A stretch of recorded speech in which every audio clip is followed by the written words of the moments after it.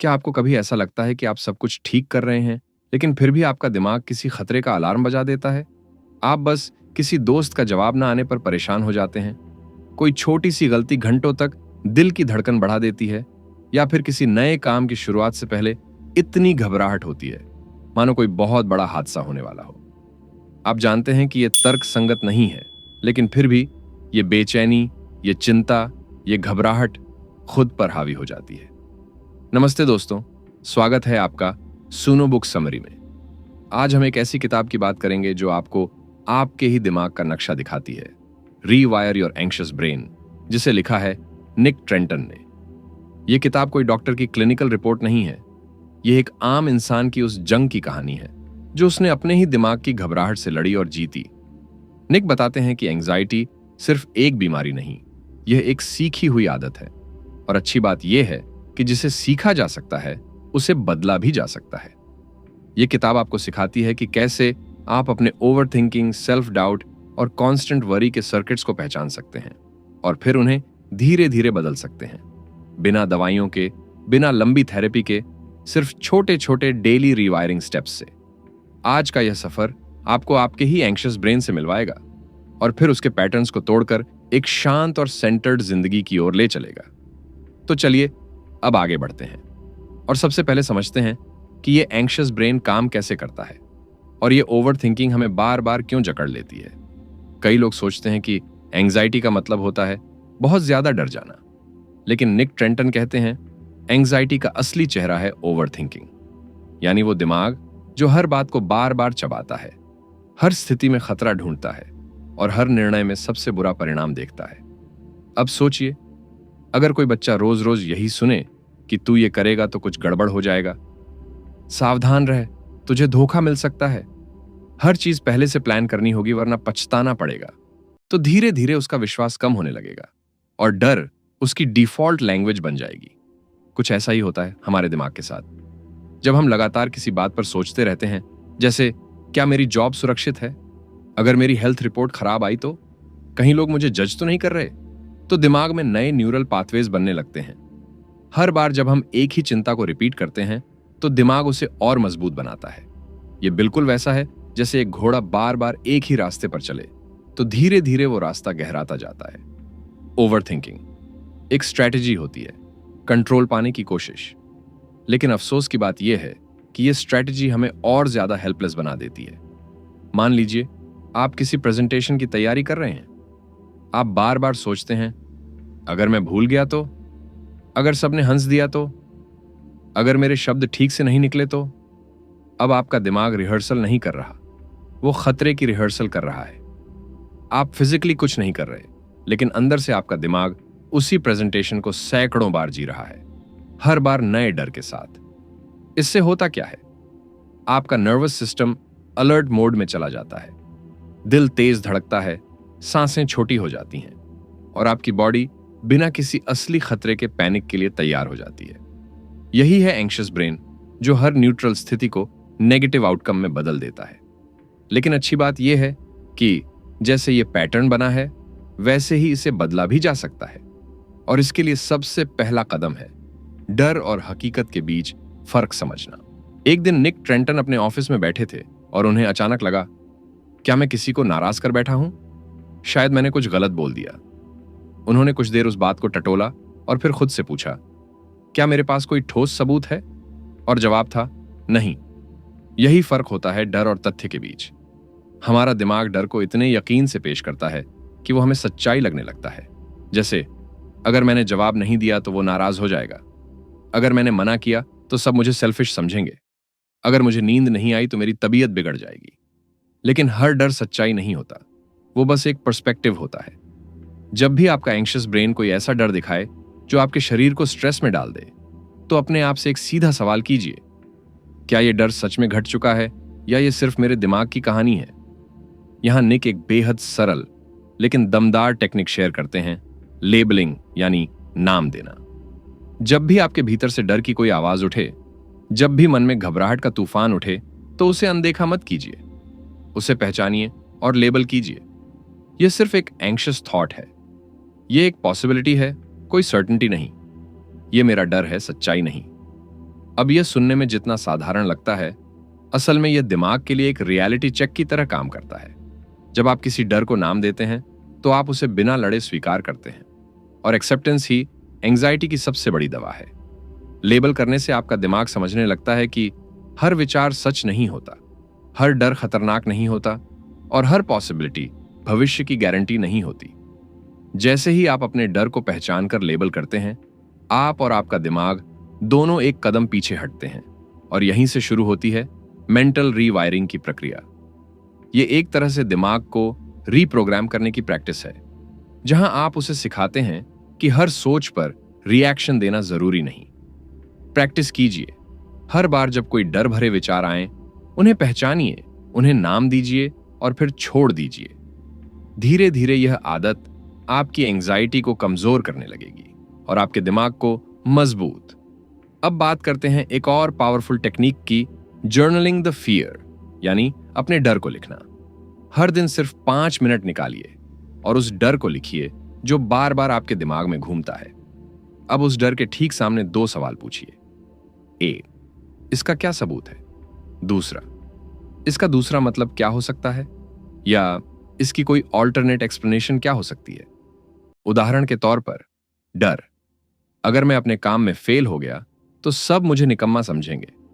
Alternate view, मेरे पिछले प्रयासों में भी कई बार मैं फेल हुआ हूं, लेकिन हर बार मैंने कुछ सीखा और दोबारा उठ खड़ा हुआ। फैक्ट, किसी ने आज तक मुझे निकम्मा नहीं कहा। यह सिर्फ मेरी सेल्फ डाउट है, हकीकत नहीं। इस तरह जब आप अपने डर को कागज पर उतारते हैं और उसे तथ्यों के आईने में देखते हैं, तो दिमाग एक नई भाषा सीखने लगता है। यह भाषा है तर्क की, समझदारी की और सच्चाई की।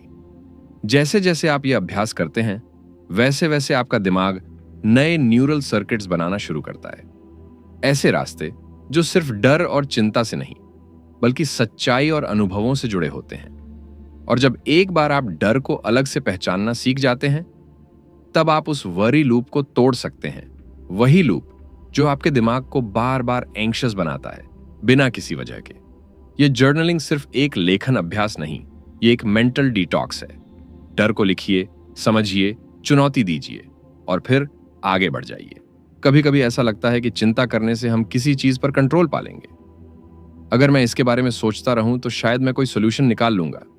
अगर मैं वर्स्ट केस सोच लूं तो शायद मैं प्रिपेयर हो जाऊं। लेकिन यही सोच धीरे धीरे एक वरी लूप में बदल जाती है, एक ऐसा गोल चक्कर जिसमें आप लगातार दौड़ते रहते हैं लेकिन कहीं पहुंचते नहीं। हमारा दिमाग 2 इल्यूजन में जीने लगता है। 1, overthinking will lead to control. 2, worrying will prevent bad outcomes. पर सच्चाई उलटी होती है। ओवरथिंकिंग से डिसीजन मेकिंग की क्लैरिटी खत्म हो जाती है और वरी से आपका नर्वस सिस्टम फाइट और फ्लाइट मोड में आ जाता है, जिससे आपका शरीर और दिमाग दोनों थकने लगते हैं। तो इस वरी लूप को तोड़ने के लिए निक एक सिंपल पर पावरफुल रणनीति बताते हैं। जब भी आप किसी बात को बार बार सोचते हुए खुद को पाएं, तो उस सोच को सिर्फ महसूस मत कीजिए, उसे नाम दीजिए। जैसे ही दिमाग कहे, अगर मेरी रिपोर्ट खराब आई तो, आप कहें, यह फ्यूचर बेस्ड कैटास्ट्रॉफिक थॉट है, या यह सेफ्टी सीकिंग एंजाइटी है। नाम देने से आपका दिमाग तुरंत उस थॉट से थोड़ा डिटैच हो जाता है। मानो आपने कहा हो, तू मैं नहीं है, तू बस एक पैटर्न है। दूसरा तरीका है पैटर्न इंटरप्ट टेक्निक। जब आप नोटिस करें कि आपकी सोच फिर से वरी जोन में घुसने लगी है, तो कोई छोटा सा फिजिकल एक्शन कीजिए। जोर से बोलिए, स्टॉप। एक गहरी सांस लीजिए और 10 तक गिनिए। खड़े होकर 5 सेकंड के लिए स्ट्रेच कीजिए। कमरे की कोई 5 नीली चीजें ढूंढिए। ये छोटे छोटे ब्रेक्स आपके दिमाग के उस लूपिंग पैटर्न को तोड़ते हैं और उसे दोबारा रिसेट करने में मदद करते हैं। और सबसे जरूरी बात, वरी को लॉजिक से नहीं, एक्शन से हराया जाता है। अगर आपको किसी चीज की चिंता हो रही है तो या तो आप उसके लिए कुछ करें या खुद को कॉन्शियसली अलाउ करें कि आप उसे सोचने से मना करें। हर बार जब आप एक वरी लूप को पकड़ते हैं और रोकते हैं, तो आपका दिमाग एक नया रास्ता सीखता है और यही होती है रीवायरिंग की शुरुआत। जब हम एंजाइटी महसूस करते हैं तो हमारी पहली प्रतिक्रिया होती है, इसे रोको। मुझे ऐसा नहीं सोचना चाहिए, मुझे डर नहीं लगना चाहिए, मुझे स्ट्रांग बनना चाहिए। लेकिन एंजाइटी को दबाना उसे और गहरा करने जैसा है। क्योंकि जब हम किसी थॉट को फोर्सफुली रोकते हैं तो दिमाग उसे और ज्यादा महत्वपूर्ण मानने लगता है। यह वैसा ही है जैसे आप अपने मन से कहें, अब गुलाबी हाथी के बारे में मत सोचो, और फिर दिमाग सबसे पहले किसके बारे में सोचता है? गुलाबी हाथी के बारे में। तो समाधान क्या है? रीवायर करना, यानी दिमाग को नया रास्ता देना। निक यहां एक पावरफुल कॉन्सेप्ट लाते हैं, रीडायरेक्शन थ्रू एक्शन। जब भी आप खुद को एंग्शियस महसूस करें तो अपनी पूरी एनर्जी सोच में नहीं, एक्शन में डालिए। एग्जाम्पल के लिए, अगर आपके मन में बार बार यह सोच घूम रही है, कहीं मैं फेल तो नहीं हो जाऊंगा, तो सबसे पहले उस सोच को ऑब्जर्व कीजिए। उसे दबाइए मत, बस शांत होकर देखिए, जैसे कोई आउटसाइडर देखता है। अब उसे लेबल कीजिए, यह एक एंग्शियस थॉट है, यह डर है, सच्चाई नहीं। और फिर रुकिए मत, सोच को वहीं छोड़िए और आगे बढ़िए, भले ही एक छोटा सा कदम क्यों ना हो। एक सिंपल चेकलिस्ट बनाइए जो आपके नेक्स्ट स्टेप्स को साफ करे। एक छोटी तैयारी कीजिए जिससे आपको कंट्रोल का एहसास हो, या फिर किसी भरोसेमंद इंसान से बात कीजिए ताकि मन हल्का हो। निक एक बेहद जरूरी बात कहते हैं, मूवमेंट हील्स फियर।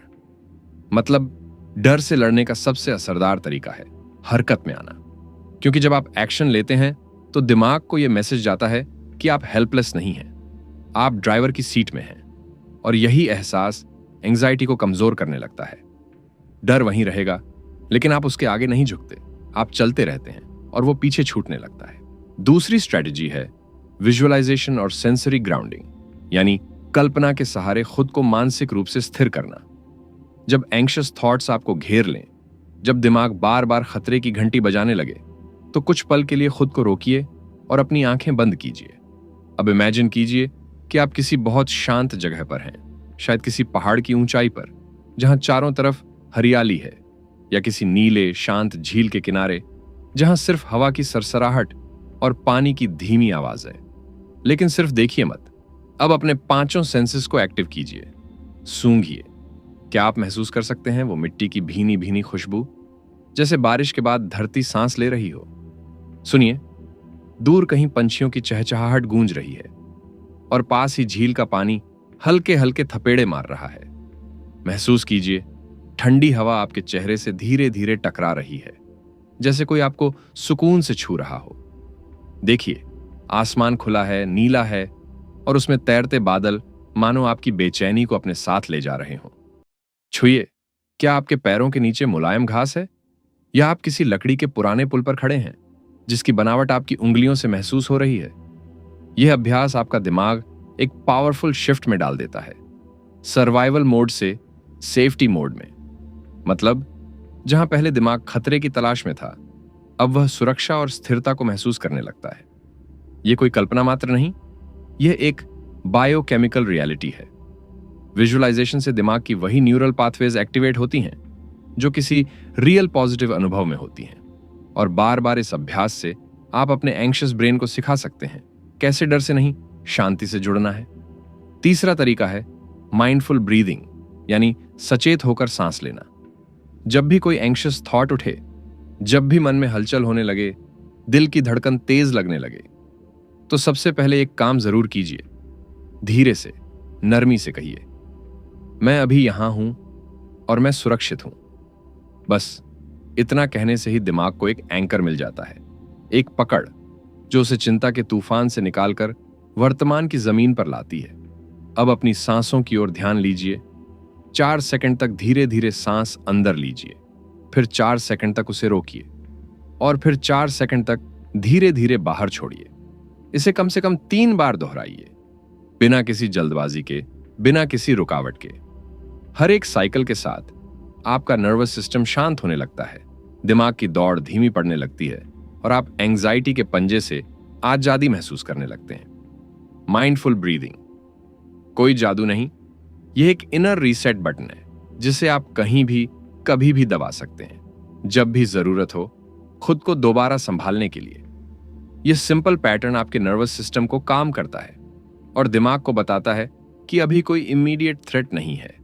तो अगली बार जब आप एंग्जाइटी से लड़ने का मन बनाएं, तो याद रखिए, लड़ाई नहीं जीत दिलाएगी, नया रास्ता देगा। कभी गौर किया है कि जब हम एंग्शियस होते हैं तो अपने मन में किस तरह की बातें दोहराते हैं? मुझे बहुत घबराहट हो रही है। मैं हमेशा ऐसी सिचुएशंस में फेल हो जाता हूं। मुझ में वो कॉन्फिडेंस ही नहीं है। क्या आपने कभी सोचा है कि ये बातें सिर्फ बयान नहीं है, ये आपकी आइडेंटिटी बन चुकी हैं? अगर आप बार बार अपने आप से कहें मैं एंग्शियस हूं, तो दिमाग इसे एक परमानेंट ट्रूथ की तरह स्वीकार कर लेता है। लेकिन फर्क देखिए, मैं एंग्शियस हूं बनाम मैं इस समय एंग्जाइटी महसूस कर रहा हूं। पहले वाक्य में आप अपनी आइडेंटिटी को एंग्जाइटी के साथ जोड़ रहे हैं। दूसरे वाक्य में आप इसे एक टेम्पररी अनुभव मान रहे हैं जो आया है और जाएगा। यही फर्क रीवायरिंग का दरवाजा खोलता है। निक एक टेक्निक बताते हैं, थॉट सेपरेशन प्रैक्टिस। जब भी कोई एंग्जाइटी फिल्ड थॉट आपके मन में उठे, तो उससे एक कदम दूर खड़े होकर उसे देखिए, मानो वो कोई अलग इंसान हो जो आपको कुछ कह रहा है। उसे नोट कीजिए, यह मेरी सोच है, यह मैं नहीं हूं। आप यह भी कह सकते हैं, this is a story my mind is telling me, it might not be true.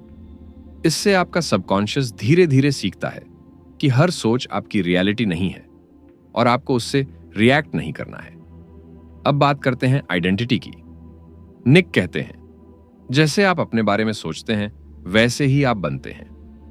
अगर आप अपने आप को एक एंग्शियस इंसान मानते हैं, तो आपका दिमाग उसी लेंस से दुनिया को देखेगा। लेकिन अगर आप अपनी आइडेंटिटी बदल दें, जैसे कि मैं वो इंसान हूं जो मुश्किल हालात में भी काल्म रहना सीख रहा है, मैं वो इंसान हूं जो खुद को ऑब्जर्व कर सकता है बिना जजमेंट के, तो फिर हर एक्सपीरियंस, हर सोच आपके नए दिमाग की ब्रिक्स बन जाती है। रीवायरिंग कोई एक बार की प्रोसेस नहीं है, यह रोज रोज के छोटे छोटे सेंटेंसेस से बनती है। और सबसे पहला सेंटेंस है, मैं एंग्जाइटी नहीं हूं, मैं बस इसे कुछ समय के लिए अनुभव कर रहा हूं। हम में से ज्यादातर लोग एंग्जाइटी को एक कमजोरी मानते हैं, एक ऐसी चीज जिससे छुटकारा पाना है, जिसे छिपाना है या दबाना है। लेकिन एंग्जाइटी कोई दोष नहीं है, यह एक सिग्नल है। जैसे आपकी कार का डैशबोर्ड लाल लाइट जलाकर बताता है कि कुछ गड़बड़ है, वैसे ही एंग्जाइटी भी आपको कुछ बताने आई है।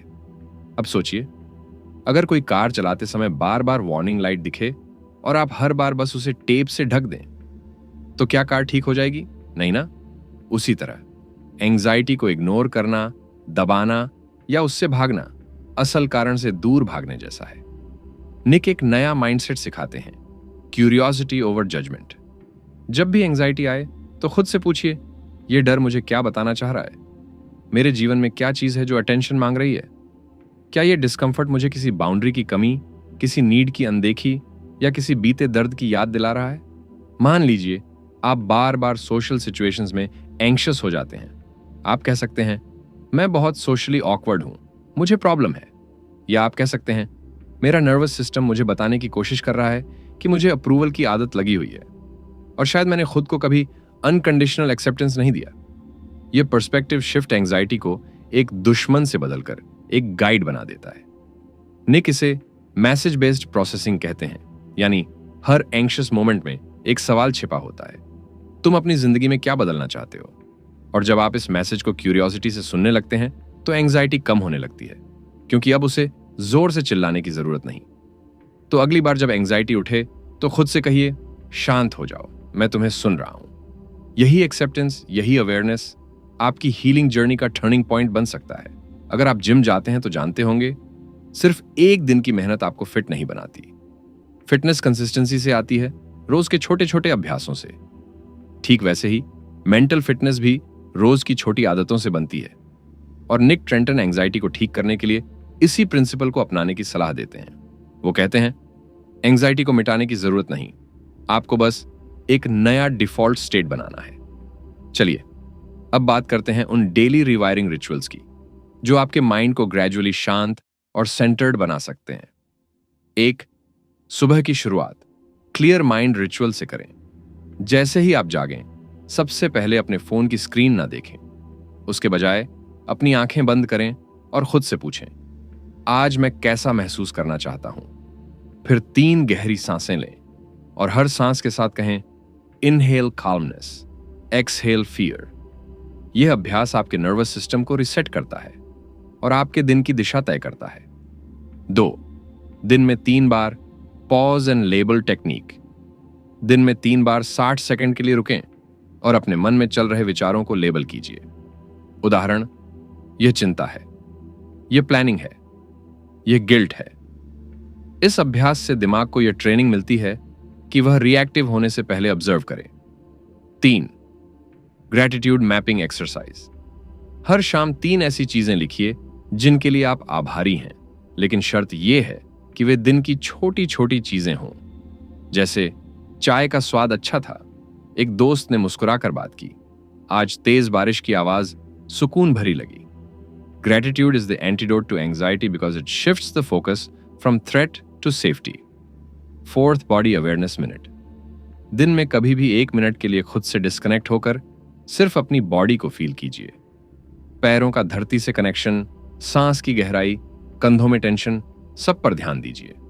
यह अभ्यास आपको वर्तमान से जोड़ता है और एंजाइटी हमेशा भविष्य में जीती है। 5. Evening reflection. रिवॉर्ड द काम। रात को सोने से पहले खुद से पूछिए, आज ऐसा कौन सा समय था जब मैं काम रहा, जब मैं सोचने की बजाय रिस्पॉन्ड कर सका? और फिर अपने आप को मानसिक पुरस्कार दीजिए, well done, you handled it differently today. इन छोटे छोटे स्टेप्स को निक रीवायरिंग रिचुअल्स कहते हैं।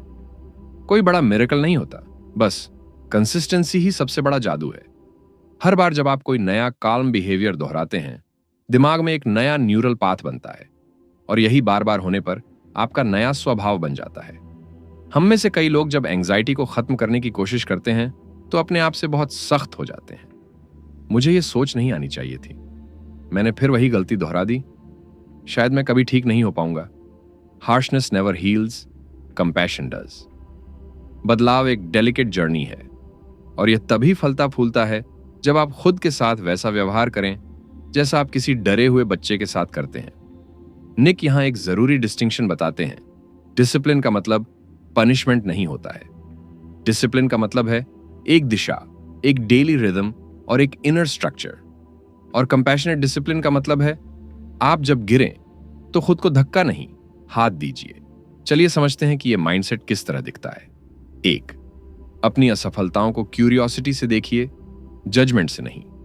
अगर आप किसी एंग्शियस पैटर्न में बार बार फंस जाते हैं तो खुद से यह मत पूछिए, मैं इतना कमजोर क्यों हूं, बल्कि एक जेंटल सवाल उठाइए, क्या इस पल मेरे दिमाग को सुरक्षा चाहिए थी और क्या मैंने वो दी? जब आप खुद को जज नहीं करते बल्कि समझने की कोशिश करते हैं, तभी हीलिंग की असली शुरुआत होती है। 2. अपने छोटे छोटे जीत के पलों को सेलिब्रेट कीजिए। हर बार जब आप कोई चिंता पहचानते हैं, कोई नया रिस्पॉन्स देते हैं या कोई छोटा सा रीवायरिंग स्टेप उठाते हैं, उसे नजरअंदाज मत कीजिए। हर काम मोमेंट, चाहे वो 5 सेकंड का ही क्यों ना हो, रीवायरिंग की एक ईंट बनता है। छोटे विक्ट्रीज को एक्नॉलेज करना ही बड़ा ट्रांसफॉर्मेशन लाता है। 3. रेपिटेशन को परफेक्शन से ज्यादा इंपॉर्टेंस दीजिए। लोग अक्सर सोचते हैं कि उन्हें एंजाइटी से पूरी तरह मुक्ति मिलनी चाहिए, बिल्कुल शांत, बिल्कुल कंट्रोल में, यानी परफेक्ट बनना है। लेकिन सच ये है, हीलिंग कोई स्ट्रेट लाइन नहीं है। वो एक जर्नी है जहां आप बार बार गिरते हैं और हर बार थोड़ा और मजबूत होकर उठते हैं। इसे ही कहते हैं फेल फॉरवर्ड, यानी गिरते हुए भी आगे बढ़ना। 4. अपने इनर क्रिटिक को एक दोस्त में बदलिए।